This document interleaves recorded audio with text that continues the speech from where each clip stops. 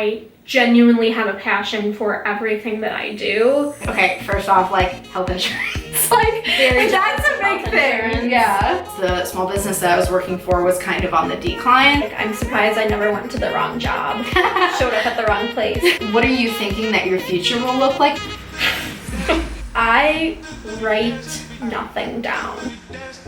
Being absolutely physically exhausted when I come home. Like, you're spreading yourself too thin because you don't want to commit to something. I feel like that's not what I'm doing at all. The grass is always greener. This is my best friend, Leah, and we're talking about the gig life. I experienced the gig life in having 5 jobs a couple years ago, and now Leah's in the thick of it. I mean, you tell me, but I feel like it's one of those things where you kind of don't know what it's actually like until you're in it. Yeah, I don't even remember how long I've been in it. And what do you do? A few things. I'm a floral designer and flower farmer. Most of the year, throughout the summer months, I'm a beekeeper. Once a week, I work at a wild bird rehabilitation center. We take in anything from hummingbirds to eagles, whether they have been injured, orphaned, poisoned. I love everything really, but the rehab I think is the most unique. Those are the 3 things that I do right now. Just bought a house, so that's also a full-time job. And I'm getting a dog, so that's also a full-time job. So mainly being floral design, beekeeping, and bird rehab. Like, knowing you when you were younger and those 3 things, like I feel like it makes sense that there's kind of like a common thread of like nature. I feel like sometimes when you hear about people who are in the gig life, they're doing a bunch of different things. Sometimes there's some sort of common thread and sometimes it's just like random things. When I was doing stuff before, it was like I worked at a restaurant and I helped high school students get into college, and I was doing these like strengths assessments, and it was kind of like harder to find that common thread. Even when you had your gig like working at a firehouse or whatever, like sometimes there's just like these random elements that you gotta do what you gotta do to make ends meet, but like it kind of makes sense. And I know that like you've told me that you enjoy what you're doing, and so it's like to sort of look at these disparate things, but then also know that there's like this common thread of like nature and wildlife. Like, that makes sense to me. Yeah, the gigs that I have, I didn't acquire them all at the same time. I came across all of these different things that I wanted to do, and I couldn't see myself not having all of those things in my life, so I just make room for them. Yes, okay. So let's talk about the pros and cons, because I've been wanting to actually talk to you about this because we like have talked a little bit about the gig life but haven't like fully gone into it. Starting with the pros, I mean, obviously you're talking about like variety, like you get the sense of variety, and like you might not always get that from one gig or job. So pros of living the gig life, what are like the plus sides to that? Variety for sure, maybe a wider skill set. It keeps things interesting. I work with a lot of different people, and what other pros? I mean, we'll have plenty to say about cons, okay. Let me tell you. Okay. But other pros, I think for me, what was really important with that is I might have had a different goal with doing gigs. I kind of used it as an exploring stage. Like, I want to use this opportunity to see what works and what doesn't for me, what I like and what I don't like. And obviously, like, part of what I was doing was not to pursue things in the future. Like, I worked at a restaurant to kind of fill in the gap and make more money. But for me, I was kind of like experimenting with what I might want to do in the future. So like with the strengths assessments, to see if someone's a good fit for a job, like that was kind of part of the experimentation to see if I'd want to pursue that further. It was kind of this chance for me to get a taste of a lot of different types of work, see what sticks and what doesn't, and then kind of choose to narrow in the future. And I remember I actually talked to a career coach and did like a few little like meetings with her, and she was like, you're spreading yourself too thin because you don't want to commit to something. And I was like, I feel like that's not what I'm doing at all. I feel like I'm choosing to explore these different routes, but it was also a good warning to like not get stuck there for me, and to say like, at some point you need to make decisions. And I don't love decision making, but I knew I needed to cut off options at some point, and it wasn't that hard with like the restaurant and stuff because it kind of, you know, ran its time span there and everything. But at a certain point, like I knew that I did need to narrow. Yeah, a pro would definitely be like exploration. Like if I feel like if you're in a stage where you're figuring stuff out and you don't want to just like jump ship and go all in on something else, especially if it's like a different industry or a different like total skill set. It's kind of like you get a little bit of taste, you can probably build some of the skills there, and then you can go deeper if that feels like it's right for you, or you can try something else. That definitely brings us to cons. If someone has an 8 to 5 or a 9 to 5, like they know when to show up, you have that consistency, your paycheck is probably pretty much exactly the same. So to come to cons, when you're doing a gig and it's not consistent. So I would say lack of consistency is definitely a big con. So like, how have you seen this play out with how things work within 1 year and then how things work dependent on weather? At the floral studio and farm, it's pretty consistent May through October, January, February, March, April. It is very weather dependent. With the new farm that we have been starting this year, we have more infrastructure to work through the colder months. So how I see that relating to other people's experience is like working for a small business, you might be in the position where it's not as consistent right now, but then as the business grows, you might be able to play a bigger role there. And like, I think that's, you know, relatable across the board because I worked for several small businesses, and it's like, you might be in the position where you have to start off and it's like hard to make it work. You have to take on other gigs, but maybe there's the opportunity to grow there. And then on the other hand, like coming back to the cons, you know that I worked for a small business where it became less reliable over time and I ended up needing to leave even though I loved the work. So that's kind of the downside too. Like there's a lot of different types of opportunities that are gigs at small businesses, and it's a little bit unreliable. Like a lot of small businesses can fail. And so maybe you can grow with the business over time and it might be tricky at the beginning, but other times it's just, you don't know what's gonna happen and it might not be in a financial position a couple years down the road like they'd hoped to be able to take you on full time or something like that. I'm wondering, so your boyfriend works a full-time job. Like, what are aspects of that that you get jealous of being in the gig life? Because like I had several friends that worked full-time jobs and was like dating someone at the time that I was doing gigs that worked a like very cushy full-time job.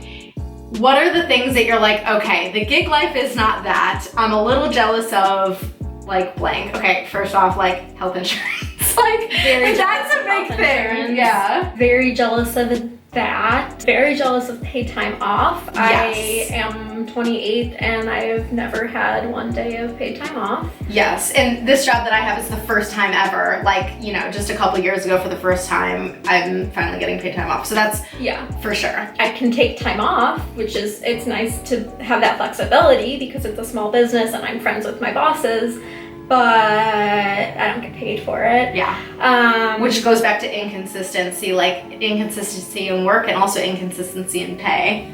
Oh yeah. The grass is always greener, honestly, because my boyfriend always says that he wishes he was doing what I was doing, and I sometimes say, oh, I wish I had a job like yours. But I think at the end of the day, we both are doing what we, more naturally, the roles that we more naturally fall into, the jobs that we more naturally fall into. I am half jealous that he doesn't have to work on his feet all day.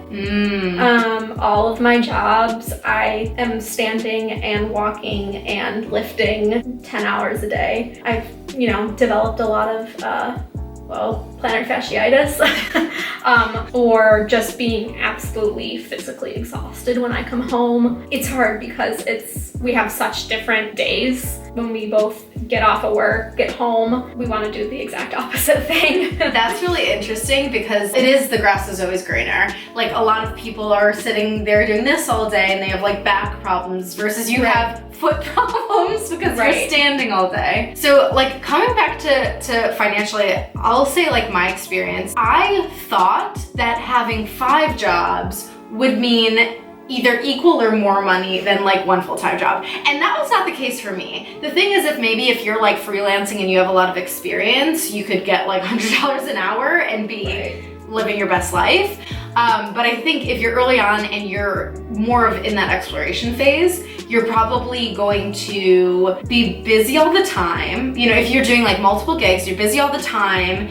You're not getting paid for the transition time, which can be exhausting. So you're like driving from A to B, maybe multiple times a day. Like I would be maybe working like 3 of my different jobs within one day of the 5. I had to like switch gears mentally, which like sometimes was energizing for me, but on like a tiring day was not. And like was working long hours, and at the same time, it like the payout was not great. And because of the inconsistent pay, I remember I was like constantly in my little notebook, like adding up, seeing what money was gonna come in that month, like hoping it would be enough. And it was just really not ideal, especially as the small business that I was working for was kind of on the decline.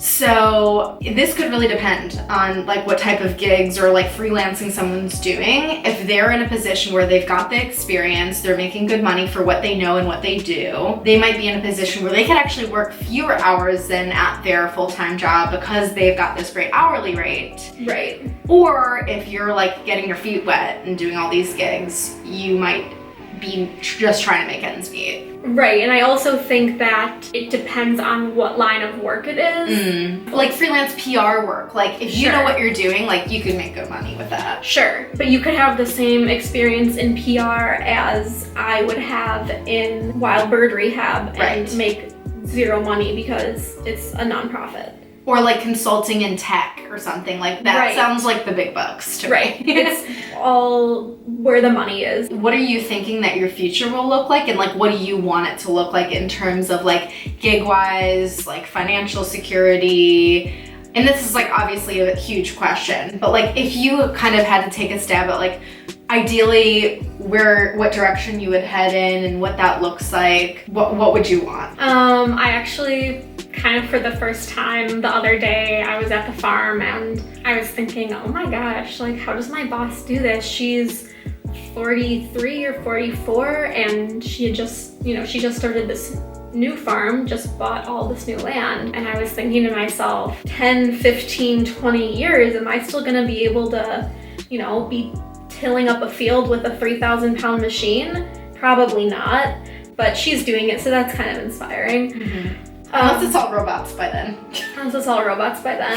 It's really hard to look at something long term. I just really like my day-to-day, so. Yeah, I'm thinking about just as like a comparable example is like your friend Susanna, how like she is, I mean, would you say that she does gig work? It's like, it's kind of like she has a full-time job working on that billionaire's garden or greenhouses and everything, but I know like for her she wants to go in the direction of like growing her own business, right? And so like I think a lot of times for people who might be starting off with gig work, whether it's the type of work that is on your feed or just like where you're sort of exploring and testing out different directions and everything, like I feel like a lot of times people who are doing gigs ultimately have the goal of starting their own business. And the plus side of that, I think, is if you are working for a small business and you want to build a small business, then you're learning directly under, most likely, the person who you ultimately want to emulate. What type of personality do you think works well with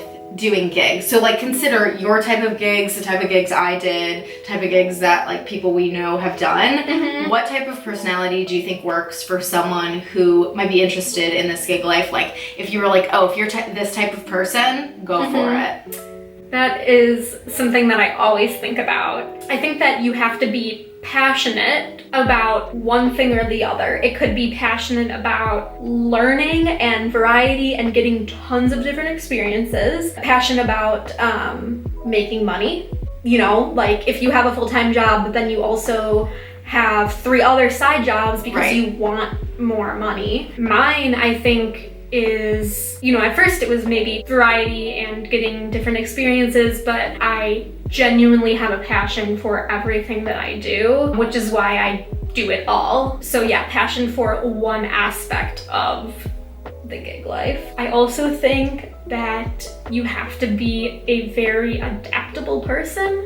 Sometimes I think, oh, there are so many more people that are way more adaptable than I am to situations. When I think about it more, not only am I adaptable in the skills that I use, but the people that I interact with. If I'm setting up a wedding and there's a very fussy bride that is using one skill set. But then if I'm working at the wild bird rehab center and there is somebody who brings in this dying bird and they're bawling their eyes out to me, I, deal with that. It's not only the customers, my coworkers, I do bring out different parts of my personality. So yeah, I think adaptability and not getting overwhelmed, really stressed out. One thing that you said that I don't think that people think about is the different types of customers you might be working with. Like obviously team is a huge aspect too, but like your example of the wedding industry versus bird rehab, like that's exactly right. Like those are completely different people. A bride and someone who's trying to save a bird. Like that's very different. That makes a lot of sense. When you said like about getting overwhelmed, like I feel like I get overwhelmed easily and like I've also handled it. So I feel like don't count it out if you feel like you get overwhelmed easily, because literally everyone who's managing a lot gets overwhelmed and that's so normal. Yeah. I feel like a huge skill that you either need to have or build quickly is coordinating. My Google Calendar at that point in my life was just insane. Like I had all these different colors and I had to like drag things around, and some of what I did was up in the air. So like I was also a yoga teacher and people would text me all the time to sub their classes, and I had to be able to tell them quickly if I could do it or if I could not do it. Like, is that timing gonna work? I have to look at my Google Calendar, see what time I'm like teaching the online class to high school students and see if I can like make it there and back in time and if it's reasonable and if it's not gonna like stretch me too thin. I do feel like you have to be good at coordinating or learn to be good at coordinating. Yes. Over the winter, there were a few weeks that I was working, like all in 1 week, I was working like 6 different jobs. I was joking, like I'm surprised I never went to the wrong job, showed up at the wrong place. And also I really don't know how I do this. It's kind of scary when I think about it, like how you just said, the Google Calendar. I write nothing down. I don't write it down on a piece of paper. I don't write it down on my phone. It's all in your head. It's all in my head. That's crazy. On one hand, it's a bit different than your situation because you had to show up at a yoga class at a certain time to teach it, or you had this 2-hour window scheduled when you were helping these students and you needed to be on Zoom for those 2 hours. For me, it's a bit more flexible. I can text my boss, hey, what time do you need me tomorrow? And it's like, 9-ish. So if I was there at 9:20, it wouldn't be a problem. If it was the day that I was setting up a wedding, punctuality is obviously much more important. But if I'm just showing up at the farm, being 20 minutes late or 20 minutes early, there's not as much pressure to remember things, but it's just, I don't know how I don't write anything down. That is crazy. And also it's interesting to like compare your experience to mine, because every job of my 5 jobs, needing to be there on the dot was so important. Yeah. Restaurant. Right. I did do like a little bit of freelance PR work. That was one of mine that I did for a little bit. It was like with the podcaster. That was sort of like whenever I had the time, which was minimal, and that's why I ended up cutting that one off first. But like I did need to be there at a certain time, which is probably why the Google Calendar really worked. Oh yeah. So the other thing I'm thinking about is like gig life, of like kind of piecing together all these different jobs versus like having a full-time job, or mostly full-time job, whether it's an 8 to 5 or 9 to 5 or like some other type of full-time job along with a side gig. And I feel like all of this kind of stands true. Like you need to be able to be flexible. You need to be organized enough, whether it's in your head or on Google Calendar. You need to be able to coordinate and just know that like everybody gets overwhelmed, but like you're gonna do the best you can. Yeah. Well, cool. Well, thanks for talking to me about the gig life. You're This was fun. Yay. Yay.